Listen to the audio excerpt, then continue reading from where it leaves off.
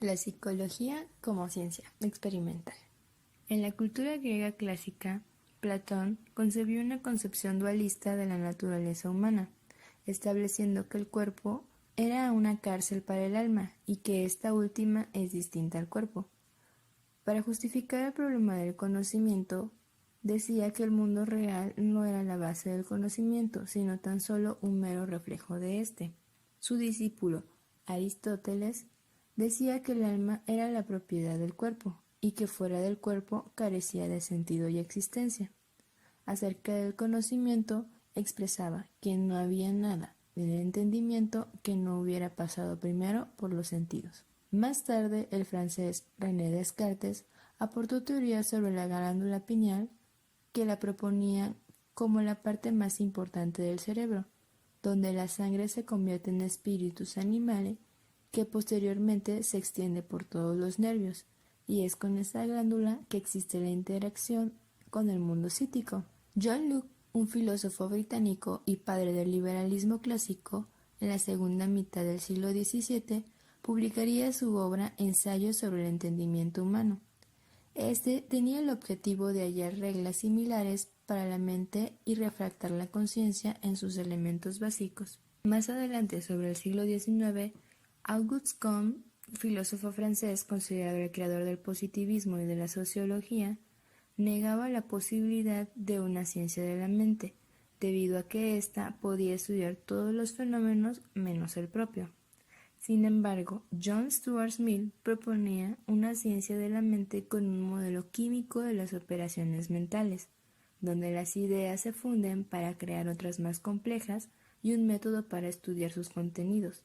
Sentía que era necesaria una subdivisión de la psicología, creando así la etiología. En el siglo XX, Estados Unidos era una nación que apenas comenzaba a explotar sus recursos y a ejercer influencia en la comunidad internacional. Aunque en el siglo anterior estuvo dividida por la guerra civil, el país se mantuvo a distancia sobre los problemas europeos. En 1900 se convirtió en una gran potencia colonial. Aunque ya existían universidades desde el siglo XVII, eran instituciones dedicadas a formar clérigos y médicos.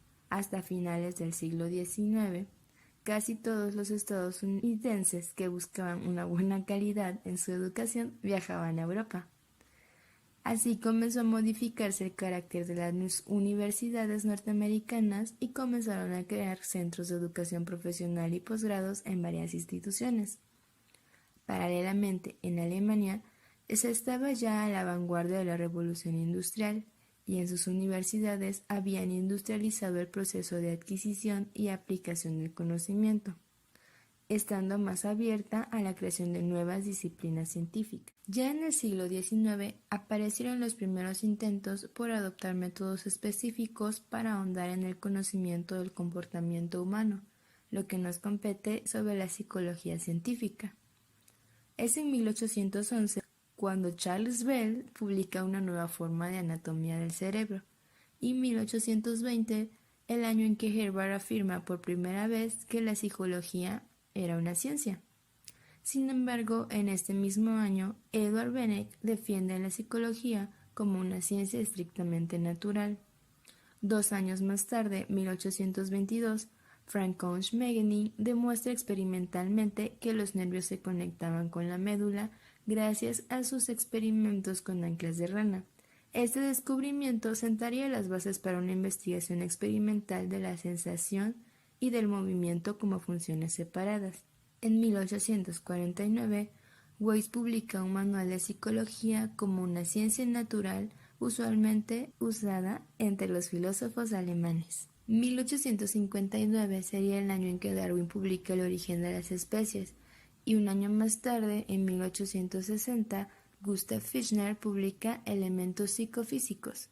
En esta época, la psicología estaba altamente relacionada a conceptos fisiológicos, y la mayoría de los que estudiaban estos procesos eran médicos, anatomistas y fisiólogos.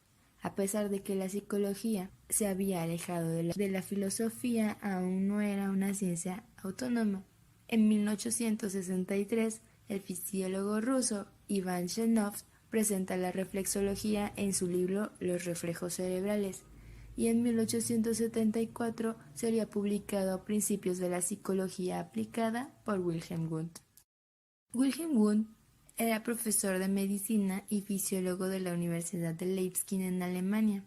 Fue el fundador del primer laboratorio de psicología experimental en 1879 y además fundaría la Escuela del Estructuralismo. Estudiaban los contenidos de la conciencia mediante el método de la introspección rigurosa, que consistía en la descripción de las sensaciones que el observador tenía ante la estimulación. Este hecho marcaría un parteaguas de una nueva psicología, la psicología como una ciencia experimental gracias al uso del método experimental. En 1889 tendría lugar el primer Congreso de Psicología en París. William James fue un filósofo y psicólogo estadounidense con una larga y brillante carrera en la Universidad de Harvard, donde fue profesor de psicología. Este mismo, en 1890, publicaría los principios de la psicología y además estructuraría lo que es el funcionalismo. En 1892 tiene lugar el segundo Congreso de Psicología en Londres. En 1895, Sigmund Freud y Joseph Breuer publicarían estudios sobre la histeria. 1896 fue un gran año para la psicología experimental. En este año surge la fenomenología a partir de las reflexiones de Wilhelm Duldy y la psicología estructuralista por Titchener, discípulo de Wundt, quien intentó clasificar las estructuras mentales, lo que se concentraba en la forma y la estructura de los contenidos de la conciencia. En 1896 tiene lugar el tercer Congreso de Psicología, esta vez en Múnich, donde se lograría separar finalmente la psicología de la fisiología. 1896, además, se funda el psicoanálisis por Sigmund Freud, quien en 1900 publicaría la interpretación de los sueños. 4 años más tarde, en 1904, Vladimir Becherel propondría la psicología objetiva, lo que llamaría psicorreflexología. Más tarde sería denominado simplemente reflexología. 1912, Max Werner funda la psicología gestal, que más tarde, junto con Kober y Kafka como principales exponentes, se consolidaría como una escuela psicológica dedicada principalmente al estudio de la percepción. Frente al asociacionismo imperante, la escuela de la Gestalt postulaba que las imágenes son percibidas en su totalidad como forma o configuración y no como mera suma de las partes constitutivas.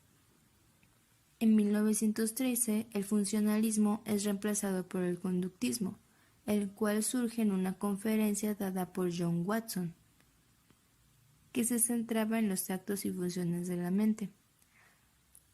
Hacia los años 1920, Watson publicaría el ensayo de lo que se conocería como el conductismo, que se centraba en la conducta observable, afirmando que la conducta podría reducirse a cadenas de asociaciones de estímulo-respuesta adquiridas a través del condicionamiento.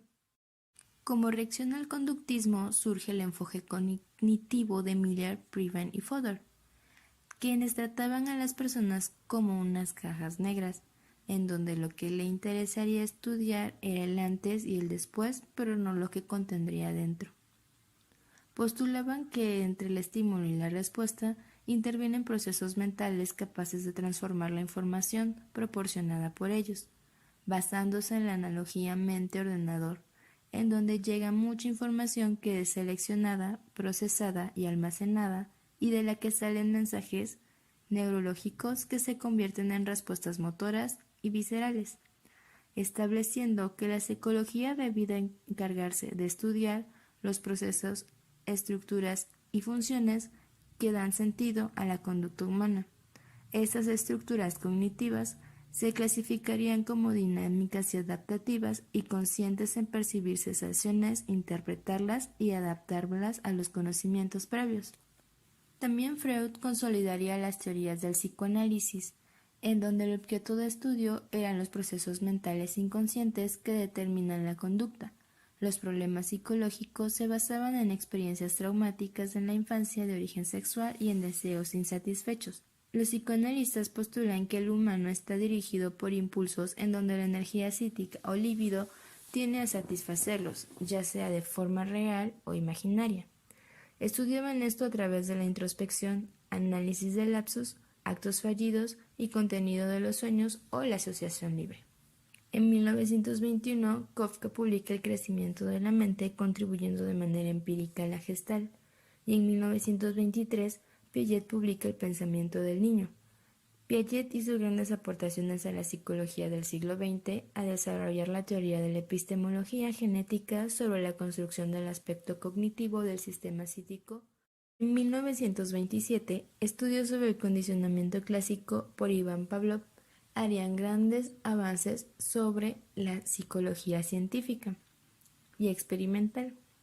En 1935, Kafka publica Principios de la psicología gestáltica y en 1938, Skinner, La conducta de los organismos. En 1962 ocurriría el primer encuentro de la American Humanistic Psychology y en 1967 Maslow sería nombrado humanista por la American Humanistic Association, sentando las bases de lo que sería la corriente humanista. En 1986 se consolidaría la formación de la psicología humanista. Junto con Carl Rogers, Maslow daría un enfoque humanista como parte de un movimiento cultural de los años 60, sobre todo en Estados Unidos, en donde se involucran planteamientos como la política y las artes. Su objetivo era el favorecer la autorrealización buscando el equilibrio de la propia vocación y las demandas de las instancias sociales, en donde el psicólogo ve al individuo como un ser excepcional e irrepetible para que se acepte tal y como es. Utiliza el método científico, la introspección, la intuición y el análisis de la producción literaria. La psicología del siglo XXI actualmente se ve favorecida a los avances de las neurociencias y la institucionalización de la psicología por el APA y otras sociedades que permiten la difusión de nueva información y el trabajo colectivo entre profesionales de la psicología. Actualmente podemos observar una predominancia de la psicología cognitiva, como estudio de la mente que procesa información y realiza acciones. Por tanto, se observa una base biológica, es a tiempo de origen social y se desarrolla en un marco sociocultural de la convivencia organizada. Estados Unidos se convirtió en el líder de la investigación psicológica debido al cuestionamiento de las epistemologías positivistas, lo que dio paso al pluralismo metodológico y tecnológico, dominando casi siempre por un enfoque neurocognitivo. Podemos observar cómo la psicología ha tomado un papel relevante dentro de nuestras sociedades, como una ciencia aplicada en beneficio de la sociedad, principalmente de forma clínica, aunque no deja de abarcar múltiples ámbitos como lo son las organizaciones, el área académica, los complejos sanitarios y las investigaciones sociales.